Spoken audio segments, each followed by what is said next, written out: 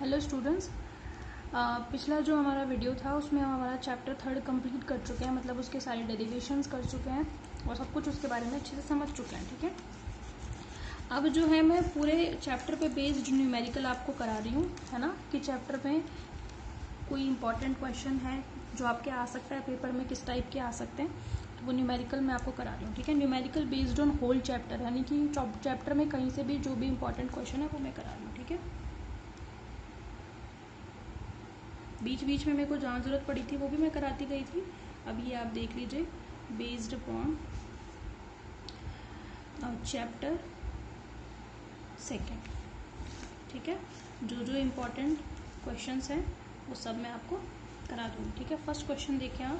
पहला क्वेश्चन क्या कहता है?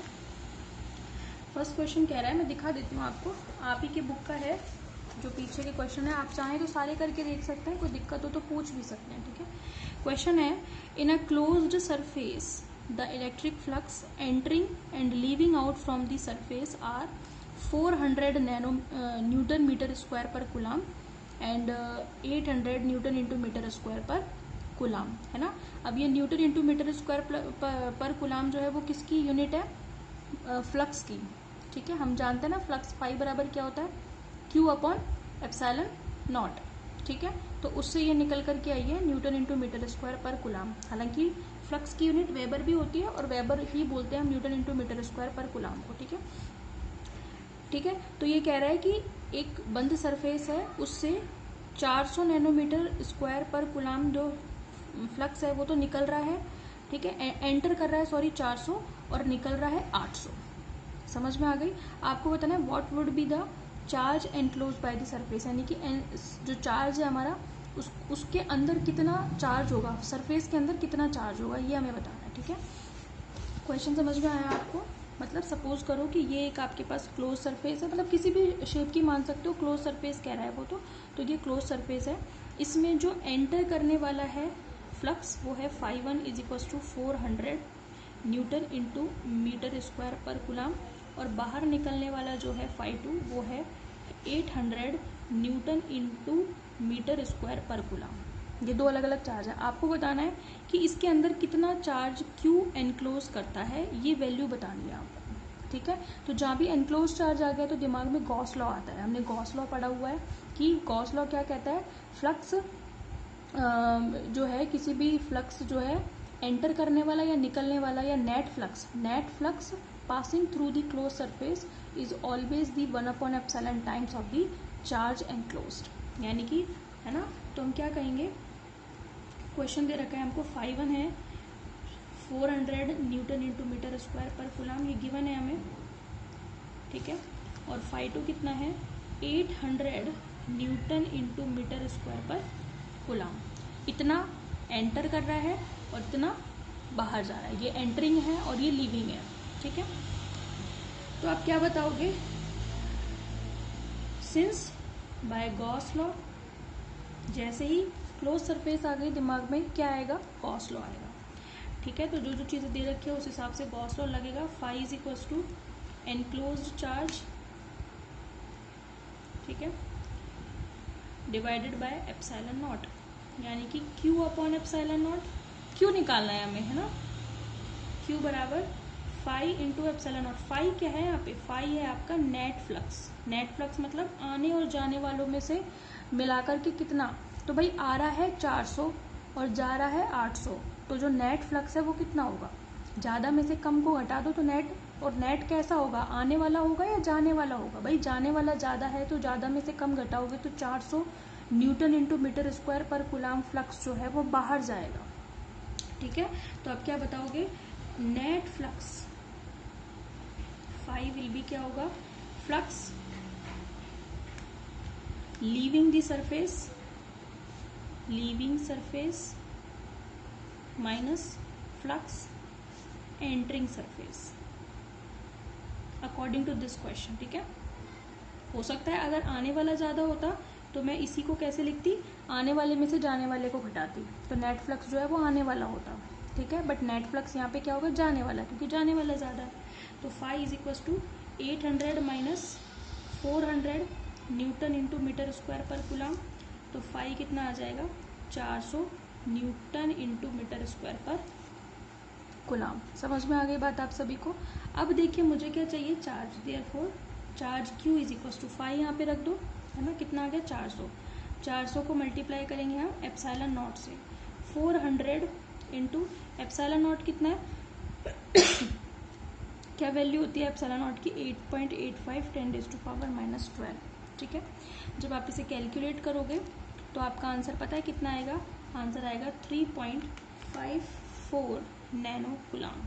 नैनो कूलाम का मतलब 3.54 इंटू 10⁻⁻9 कूलाम। नैनो का मतलब होता है -9।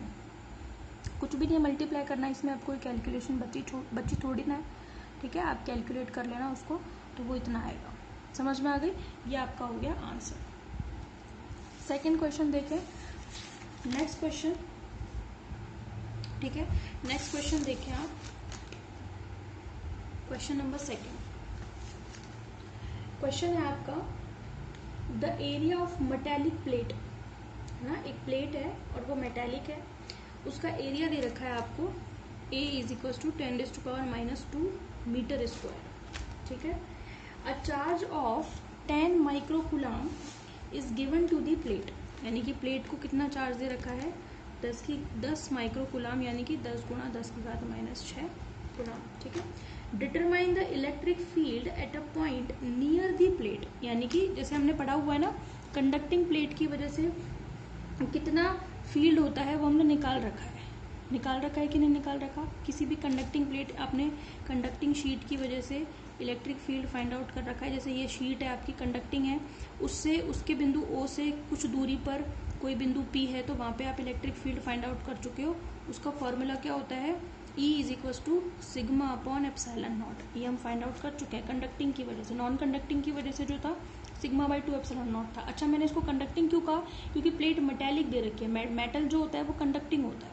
ठीक है, यानी कि उसमें करंट फ्लो हो सकता है। समझ में आ गई बात आपको। तो आपको पता लगाना है कि ये शीट के पास या इस कंडक्टिंग प्लेट के पास में कोई बिंदु P है, तो वहां पे कितना इलेक्ट्रिक फील्ड होगा वो आपको फाइंड आउट करना है। ठीक है। तो क्वेश्चन मैं आपको एक बार फिर से बोल देती हूँ, है ना। क्वेश्चन देखें, the area of metallic plate is 10⁻⁻2 metre square. ये एरिया ही गिवन है आपको। ठीक है। फिर है a charge of 10 microcoulomb is given to the plate, determine the electric field at a point near the plate. ठीक है, प्लेट के पास कितना इलेक्ट्रिक फील्ड होगा वो फाइंड आउट करना है। ठीक है, तो हम क्या कहेंगे, since electric field near the conducting plate, conducting, or we can say metallic plate is by Gauss law. हमने गॉस लॉ के एप्लीकेशन पढ़े हुए हैं, उसी में हमने ये निकाला था। ठीक है। तो E इज इक्वल टू क्या था, sigma upon epsilon not. Sigma क्या होता है, सिग्मा होता है हमारे पास सरफेस चार्ज डेंसिटी, सिग्मा होता है Q अपॉन A, पता है ना आपको। तो ये क्या हो गया, Q upon A epsilon not हो गया। अब आपको Q पता है, आपको A भी पता है, आपको एप्सिलॉन नॉट भी पता है, कोई दिक्कत थोड़ी निकालने में। बस आपको केस पहचानना है कि ये कौन सा वाला टॉपिक है, कौन सा वाला केस है, तो आपको अपने आप समझ में आ जाएगा कि कौन सा वाला फॉर्मूला लगेगा। समझ में आ गई। तो Q कितना दे रखा है, 10 माइक्रोकूलाम, यानी कि 10 गुणा 10⁻⁻6। एरिया कितना है, एरिया दे रखा है आपको। कई बार क्या होता है, साइड दे देते हैं, जैसे इस प्लेट की या इस शीट की साइड दे देंगे, तो एरिया कैसे निकलेगा। अगर वो स्क्वायर शीट है तो इसको इससे मल्टीप्लाई कर दो आप। ठीक है, जैसे 2 सेंटीमीटर कहता तो वो आप उसका स्क्वायर कर देते मीटर में कन्वर्ट करके। अब ये तो मीटर में ही दे रखी है और एरिया ही दे रखा है। आपकी तो प्रॉब्लम और भी सिंपल कर रखी है। तो 8.85 10⁻⁻12 जब आप इसे कैलकुलेट करोगे, ठीक है, ठीक है, कैलकुलेट कर लेते हैं इसको। ये कितना आएगा, 10 गुणा 10⁻⁻6 का मतलब है 10⁻⁻5। ठीक है। नीचे कितना आएगा, नीचे आएगा आपके पास 8.85 मल्टीप्लाई बाय 10⁻⁻14। ठीक है, सही है भाई। अब आप ये देखो, डिवाइड करो। अच्छा, ऊपर कितना बचेगा, E इज इक्वल टू, और तो कुछ नहीं है ना,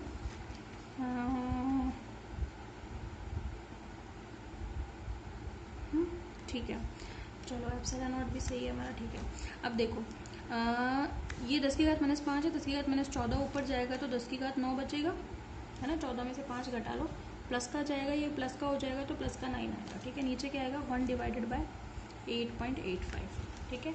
जब आप यही आंसर हो गया वैसे तो, और आप कैलकुलेट कर लेना बाकी। इलेक्ट्रिक फील्ड आप यूनिट क्या लिखोगे, इलेक्ट्रिक फील्ड होता है F बराबर क्यू ई बराबर F अपॉन क्यू, न्यूटन पर कूलम। समझ में आ गई बात आपको, तो ये आपका आंसर हो गया, ठीक है। नेक्स्ट क्वेश्चन देखें, कैलकुलेट करो आप, ये आएगा 0.1129 इंटू 10⁻⁹ है ना। आप चाहो तो यहाँ से क्या कर सकते हो, 2 जीरो निकाल लो यहाँ से, तो कितना आएगा, ये आ जाएगा आपके पास 11.29 इंटू 10⁻⁹ न्यूटन पर कूलम। समझ में आ गई बात आपको, तो ये आपका इलेक्ट्रिक फील्ड फाइंड आउट हो गया, ठीक है।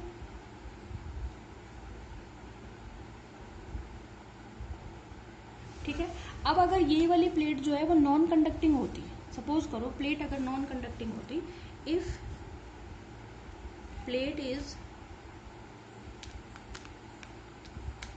नॉन कंडक्टिंग, तो क्या होता, तो E बराबर होता सिग्मा अपॉन 2 एप्सिलॉन नॉट, यानी कि ये किसके लिए है, नॉन के लिए।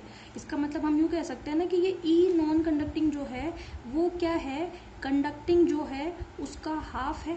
पहले भी बताया था मैंने आपको, जो नॉन कंडक्टिंग प्लेट की वजह से जो फील्ड होता है वो कंडक्टिंग प्लेट की जो वजह से जो फील्ड होता है उसका हाफ होता है, ठीक है। तो आप इसका भी क्या कर दोगे, हाफ कर दोगे, तो आपके पास क्या आएगा, E नॉन कंडक्टिंग आपके पास कितना आ जाएगा 11, ये 7 आएगा यहाँ पे ना, 2 जीरो निकाली थी मैंने उसमें, 11.29 इंटू 10⁻⁷ में 2 से डिवाइड करोगे तो आपके पास कितना आ जाएगा नॉन कंडक्टिंग शीट के लिए 5.65 इंटू 10⁻⁷ वोल्ट पर मीटर कह लो, या फिर आप कह लो न्यूटन पर कूलम, दोनों ही यूनिट इलेक्ट्रिक फील्ड के लिए ही होती है। समझ में आ गई आपको बात, तो ये आपका क्वेश्चन कंप्लीट हो गया, ठीक है। इस तरीके से आप और भी कई क्वेश्चन कर सकते हैं, ठीक है। नेक्स्ट क्वेश्चन देखिए, एक क्वेश्चन है द इलेक्ट्रिक फील्ड ऑफ, ये देख लो, ये वाला क्वेश्चन है the electric field of 9 into 10⁻⁴ newton पर कूलम, ठीक है। इतना इलेक्ट्रिक फील्ड है और उसको,